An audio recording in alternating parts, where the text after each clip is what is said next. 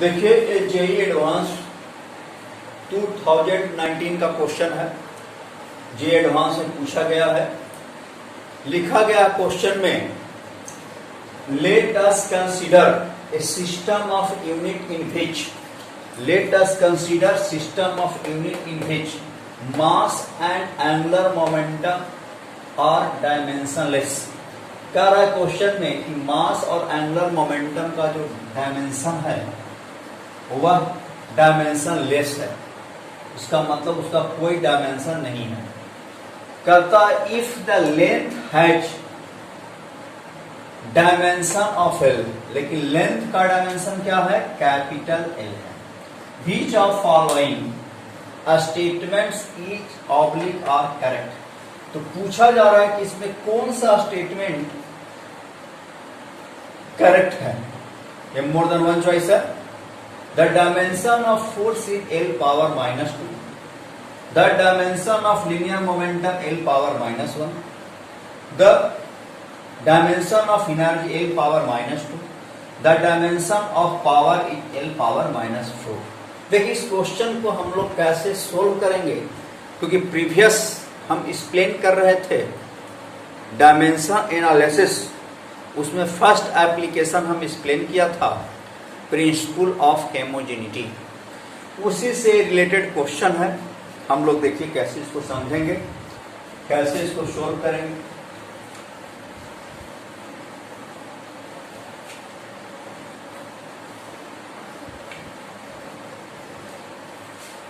According to question,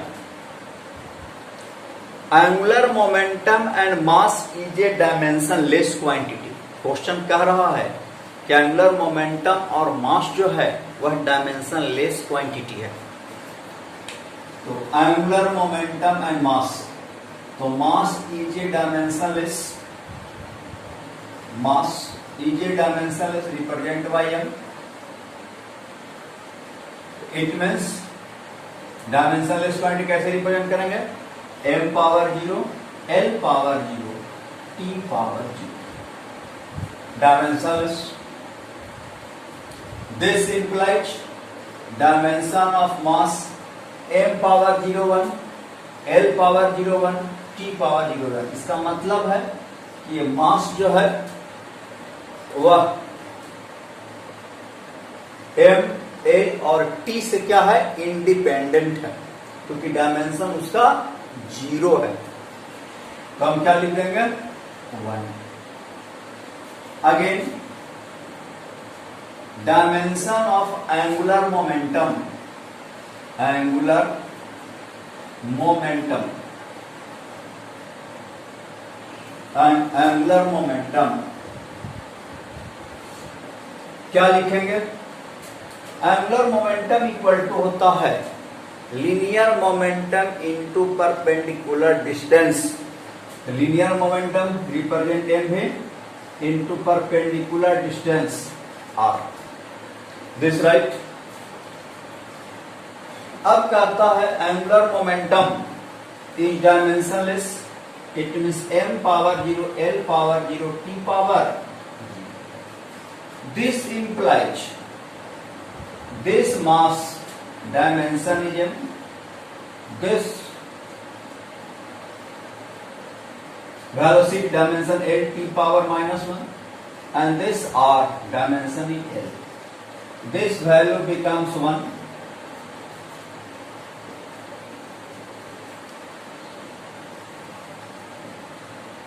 अब हम क्या लिखेंगे? यहाँ मास का डायमेंशन है क्या है? 1 है।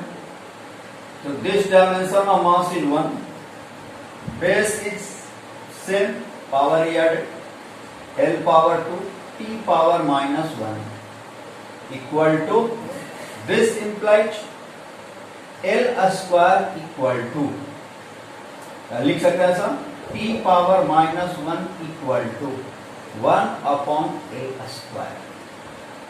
This right. Dimension of t।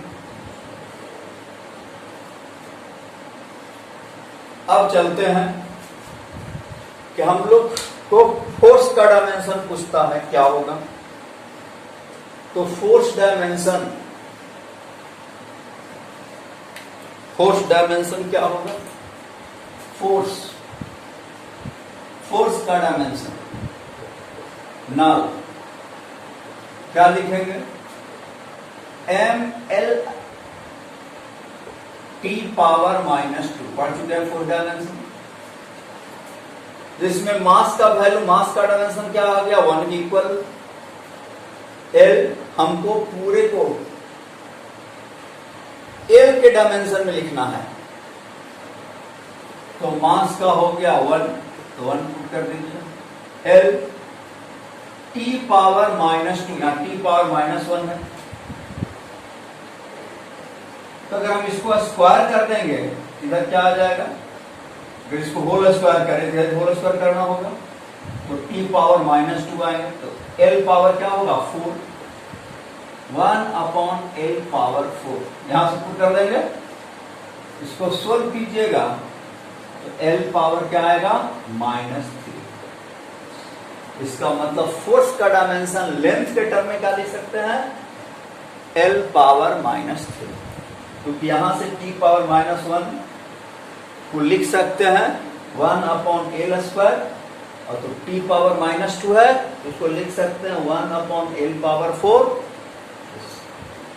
दूसरा था linear momentum.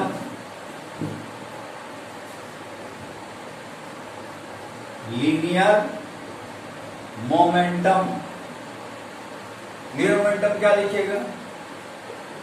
ml t power -1, तो m वैल्यू तो 1 हो गया। l t पावर -1 क्या लिखेंगे? 1/l², तो this dimension right, l power cancel हो जाएगा। तीसरा था एनर्जी, डायमेंशन ऑफ एनर्जी क्या लिखेंगे? ml² t पावर -2, तो मास तो 1 हो गया, t पावर -2, तो t पावर -2 को लिख देंगे l power 4, this dimension right, l power -2 energy. फिर इसमें नेक्स्ट था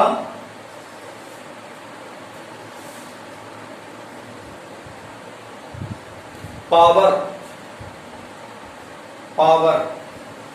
तो पावर का क्या हो जाएगा? पावर होता है वर्क बाई टाइम।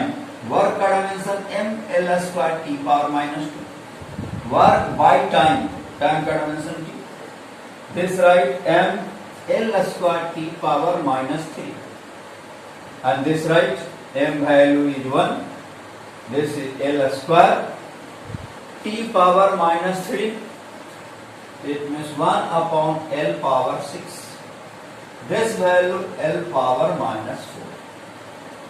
तो इसमें कौन कौन करेक्ट हो गया?